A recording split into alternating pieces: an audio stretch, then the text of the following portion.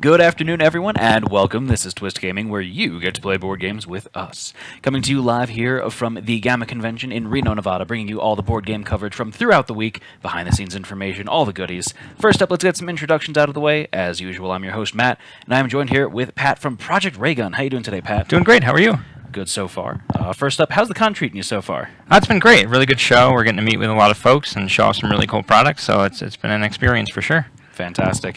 So, first and foremost, can you tell me a little bit about what is Project Raygun? Sure. So Project Raygun is sort of our boutique division of USAopoly. So USAopoly known for doing a lot of the special co-branded monopolies and expanding now with the Hogwarts Battle deck building game.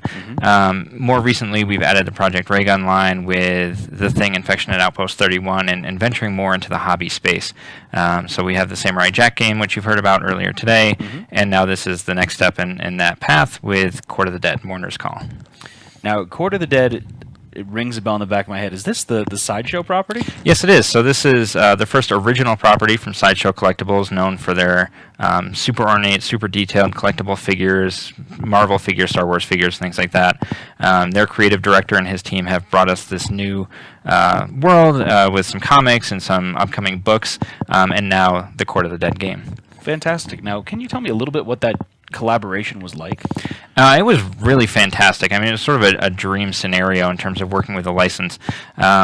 You know, Tom Gilliland and his team, who've created this world, sat right alongside us in the development of this game. They're gamers too. Tom, in particular, is a miniatures gamer, so he's familiar with sort of working in this space. They did a lot of the playtesting with us, and we're creating story and characters and helping guide us to make sure that this game is that story and really brings the overarching themes to life in a way that is hard to match. So you're going to have a very thematic experience here with a lot of really balanced and integrated game mechanics. And I'm sure you had some access to some amazing art assets as well. Yeah, as you'll be able to see when we get into the board and the cards and some of the 3D pieces, there's a lot of original artwork in this game. Even the game box is an original oil painting that was done for the game box, so we can show you that. And then the game board is original art. The cards have a lot of fantastic art on them, so really just jumps off the table when you look at it. Okay, so let's switch over to the board cam now and show off this beautiful board game in front of us. There we go. And again, if you have any components you want to show up close and personal, I've got the card cam over here. So let's take it away. What am I looking at? Yeah, so this is a map of Ilvernus, which is the city of the Underworld, which the Underworld in this storyline rests between the mortal realm where we are and heaven and hell. Heaven and hell being sort of not necessarily good or evil, but locked in an endless war that's fueled by soul energy reaped from the mortal realm. So here in the Underworld is where that reaping takes place. However, Death has decided he no longer wants to participate in sort of just harvesting our soul energy into a war. And so he is building his forces in the Underworld under the radar of heaven and hell in order to overthrow them. He's making his own secret army then. He is. And so we play as mourners, recently dead entrants into this Underworld.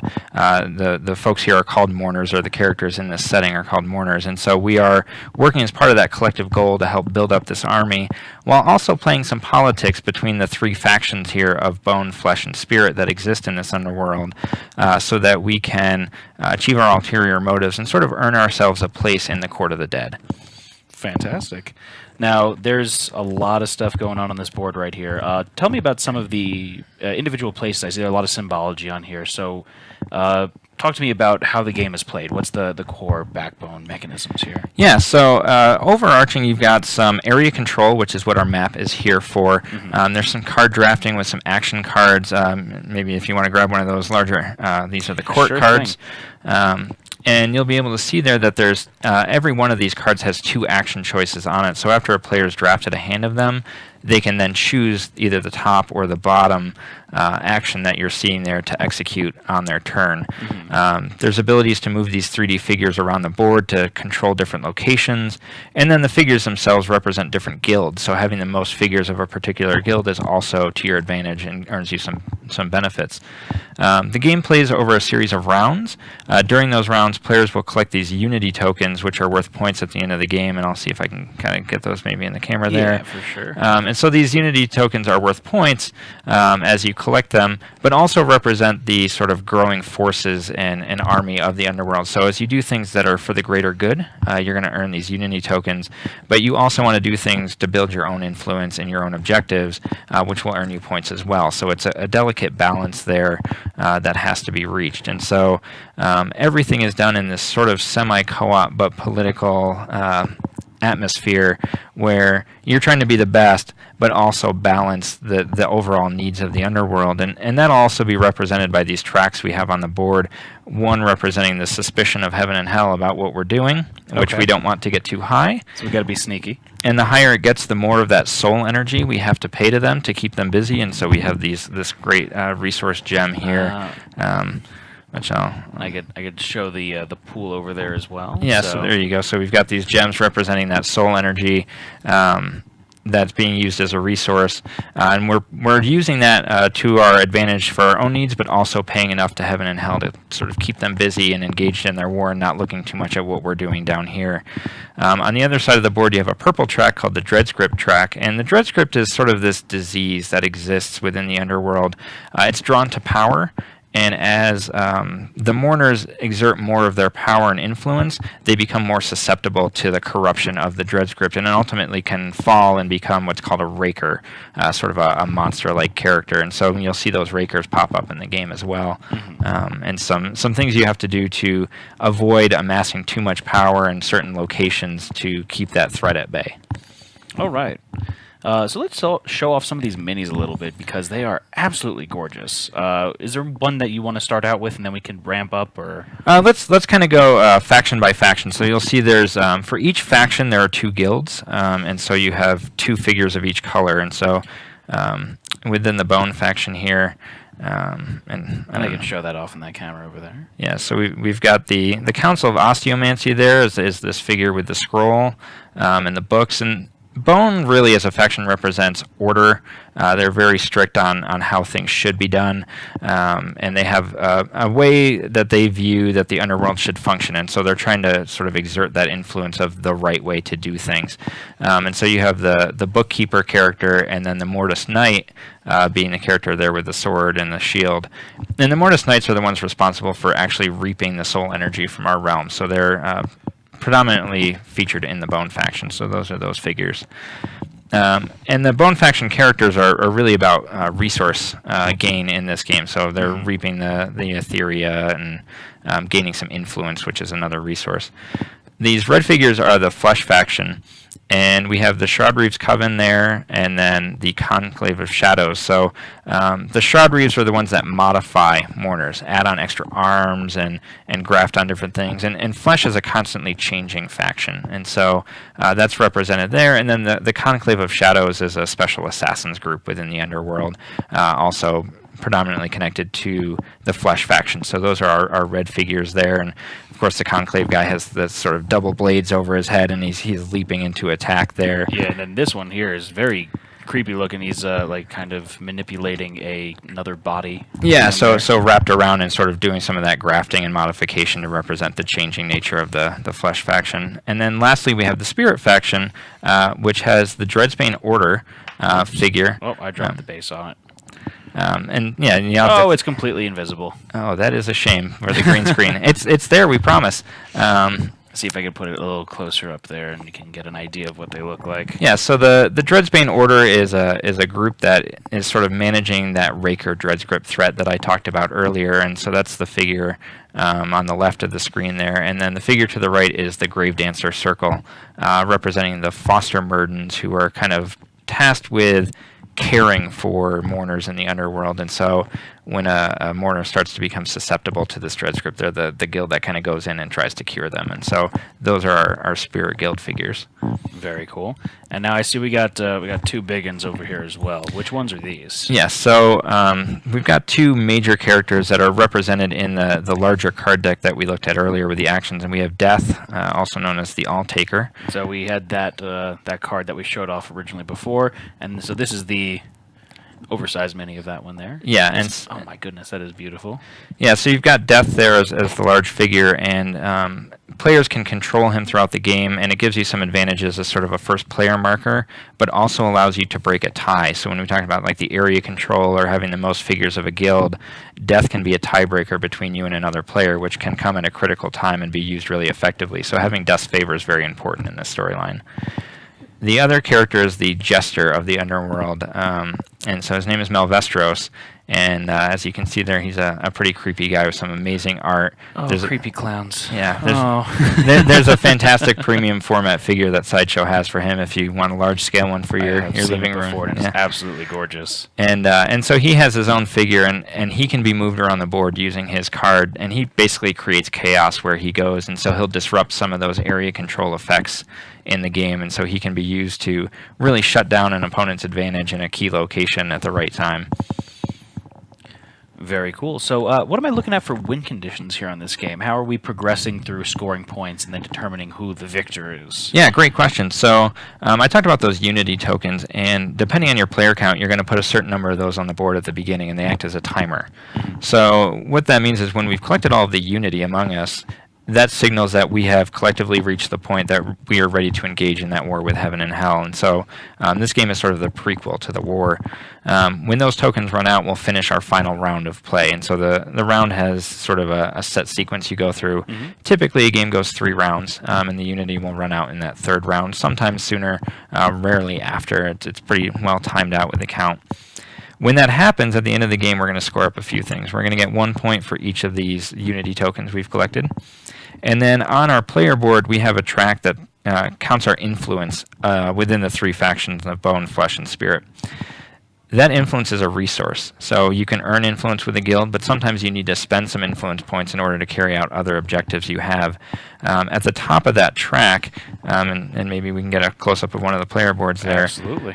You can see at the top of the track, there are some numbers there with a little range. So depending on where your token is along those tracks at the end of the game, that's how many points you'll score for each of the influence types. Okay. So you'll add that to your unity points. And then the last thing is, at the beginning of the game, you get a chance to select your faction and an objective. So, for example, there's one of the hidden objective cards for the spirit faction. So each player gets 1 bone, 1 flesh, and 1 spirit objective to choose from. Okay. And they try to complete this in secret. So this player would earn 2 points for each spirit guild figure. So each of those green figures they collect during the game.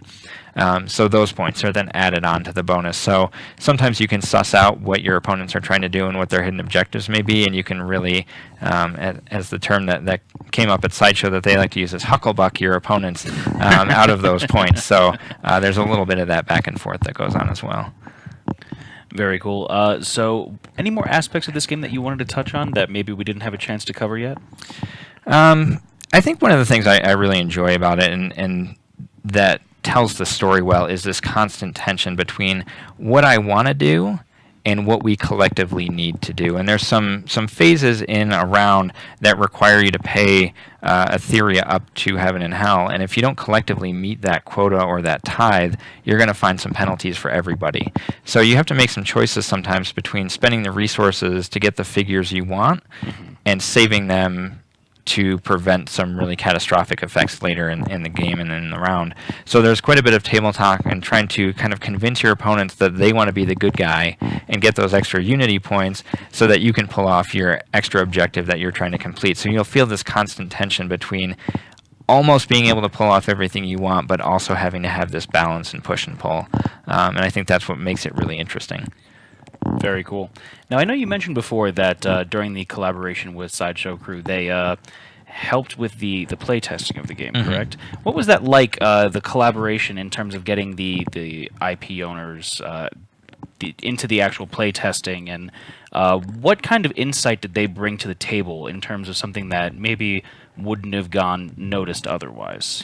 Yeah, there's just a lot of subtleties that they know from knowing the deeper story, and some of the, there's the comic omnibuses out now, you've got the figures, and there's some of the story released, but they also know where the story is going. And so having Tom and his team be able to kind of give us some sneak peeks of what characters are going to become more important or what other aspects we're going to be adding as we go through the evolving story helps us kind of steer aspects of the game and the theme to kind of set the players up to understand what comes next and really leap off the page with the story there. There were also times when we had a mechanic and a way we wanted something to function and we couldn't find a story element that fit it quite the way we wanted to, and we were able to sit down with the team and say, we're kind of doing this thing and this is why it makes sense for the game, and they would say, oh, yeah, you need this character, you just haven't met him yet, but here he is. And then, of course, as you can see with the artwork, that they were able to provide this just really stellar art. Our team did the graphic design and some of the graphic layout and iconography, but to have an original piece for the game board, to have original artwork for the game box, and then all of this card art. We didn't even address there's the Mourner cards, which are additional characters you can recruit to your team, which give you lasting bonuses. And you can see, let me give you ones that aren't green so they pop a little better. So here's some of the Flesh faction cards, and you can see these all have original art on them too, that we were able to pull in, and so you've got this nice black and white style. Absolutely gorgeous game that pops out. Maybe we'll get the game box in here too, so folks can see. Now, I remember you saying before that this is some original oil painting artwork that was done for the game box specifically. Yeah, this was done by an artist named Alex Horley, who's done a lot of game and comic art. Pretty well-known name. And Tom Gilliland from Sideshow really wanted something original for this box, and so he reached out to Alex, who's done some character art for them before and some original paintings, and asked if he could do a game box, and they kind of brainstormed this idea. And so you can see what we've got is a spread of the key characters here from the storyline, and then creeping out of the shadows here are some of those Raker figures that aren't quite showing up the way we might want on the screen. And with this is a prototype print. They'll pop up a little more in the final production. But just really fantastic to have this kind of asset to be able to use for the game.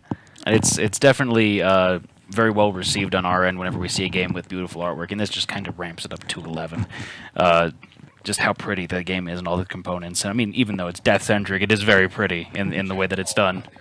Oh yeah, chat's loving the art, so that makes a lot of sense. It's great to hear, yeah. So tell me, where can I find Court of the Dead? Where will I be able to find Court of the Dead? Yeah, so you can find Court of the Dead related products on Sideshow's website. Obviously the figures. We also have some puzzles and playing cards and some things we did prior to this game as part of that collaboration. But this game you're going to find on Kickstarter in late April or early May, hopefully late April. And the reason we decided to do sort of our first Kickstarter with this game is, as you can see, we've got beautiful artwork, beautiful components, and we just thought this game was ripe for that community and to be able to get these miniatures in front of folks, but also to strive for just the top-of-the-line production that we can do on this to really do justice to all of this original art and hopefully integrate some updated components, upgraded components that the Kickstarter audience is used to in a game like this. So we've been really pushing the limits of the stretch goals and trying to figure out how we can integrate more content and maybe some metal components and things like that to really make this game jump off the table even more than it already does. Fantastic. And when will we be seeing this Kickstarter go live? Late April is the goal right now. Late April is the goal. So everyone keep your eyes peeled for that. Court of the Dead board game coming to Kickstarter around that time frame. Is there anything else that you wanted to touch on with this game that we haven't had a chance to yet before we wrap it up here? I think we've covered it, yeah. Fantastic. Well, Pat, thank you very much for coming on. Yeah, thank you. Really do appreciate it. My pleasure. And thank all of you for watching at home. Stay tuned for more board game coverage throughout the day here at the GAMA convention in Reno, Nevada. For now, though, I'm Matt signing off. Thanks again, Pat. Thank you.